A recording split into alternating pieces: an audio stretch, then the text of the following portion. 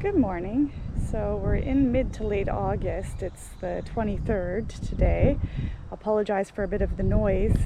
There's some construction going down the street.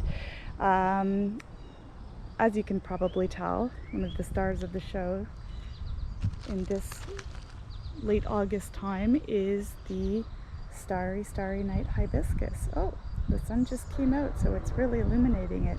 I've had this hibiscus for 3 years and it just keeps getting larger and larger. It's one of those plants where in the spring there's like little sticks and you think, oh no, the plant died over the winter, and some people make the mistake of digging it up thinking it's dead, but the reality is that basically as soon as some other plants start flowering in the garden, that's the time when you'll notice that there's actually some leaves that are forming at the base of the sticks that are left. So we'll get up close here and I'll show you how it looks. I just have to kind of wiggle my way through some of the bee action here. And this is up close. They're about 8 to 9 inch blooms. They last for about 2 days.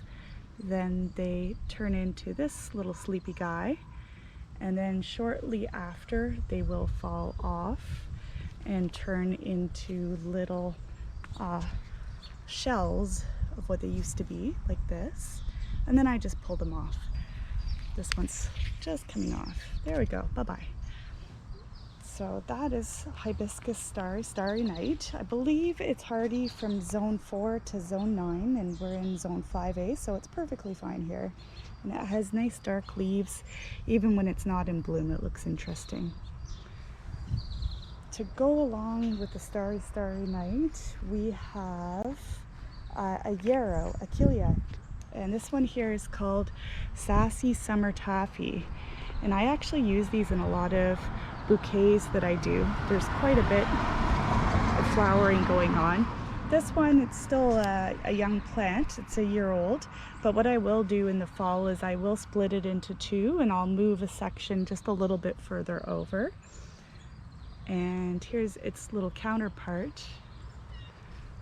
Yarrow Sassy Summer Taffy. It's beautiful, beautiful perennial, and it goes really nicely with the Starry Starry Night, as does the Echinacea purpurea magnus, which is this guy.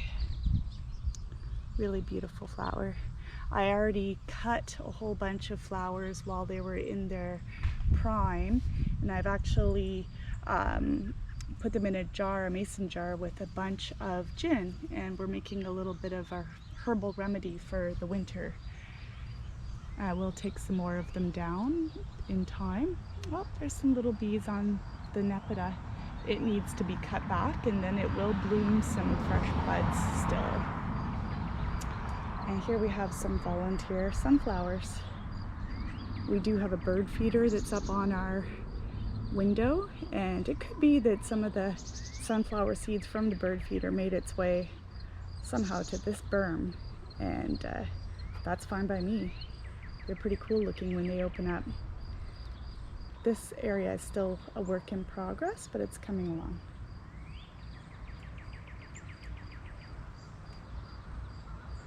And this is actually a spirea. It's not really in bloom. It blooms early in the season, but I find this is a beautiful plant with beautiful accent leaves. They're really fine leaves, and it's a Spirea ogon. It looks really nice with the Starry Starry Night Hibiscus. They sort of set each other off. So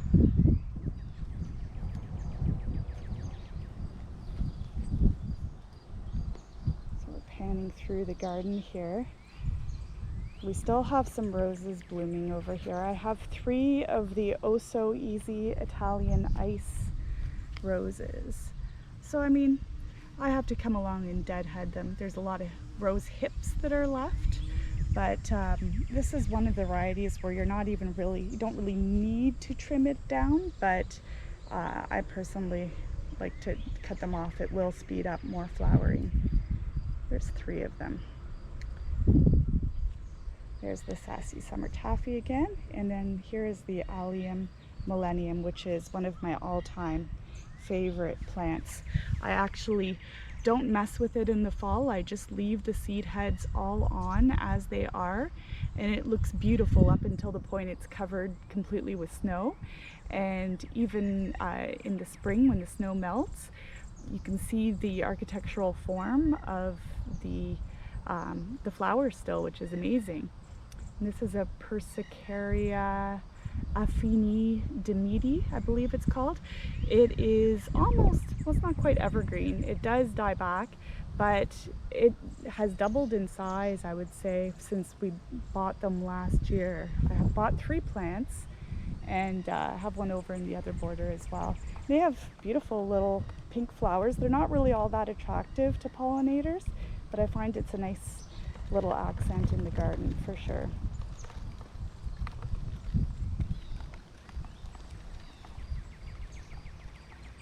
Here is actually a really good example of something that I do. So up here is a miniature Joe Pye weed. Forget the actual name of it, but I will check and update it on my next video. So this is when I leave it just in full form. But this guy right beside it, I don't know if you can see, it would have been just one tall strand, but what I did was I trimmed it way down in May. I did the Chelsea chop on it, and what happens is you tend to have multiple stems. I don't know if you could see this in here. There's 1, 2, 3, 4, 5 stems that came from the point by which I cut it.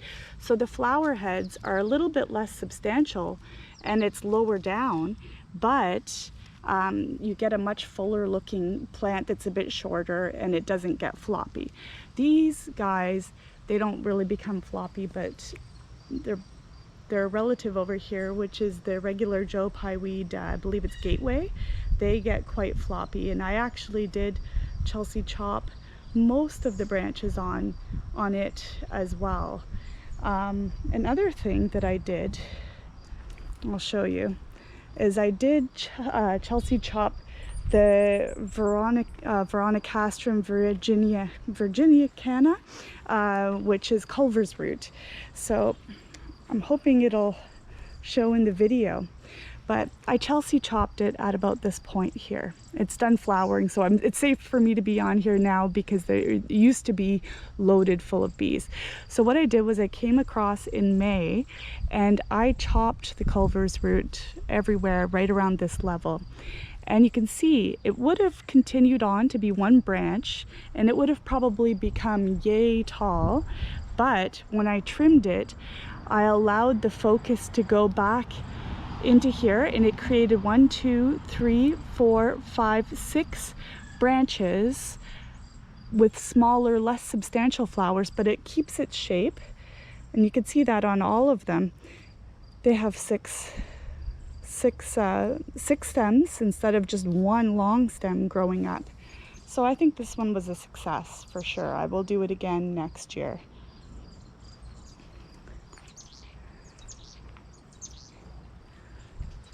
I'm just panning through the garden a little bit. Have to do a little bit of a tidy up. I just trimmed the weeping mulberry.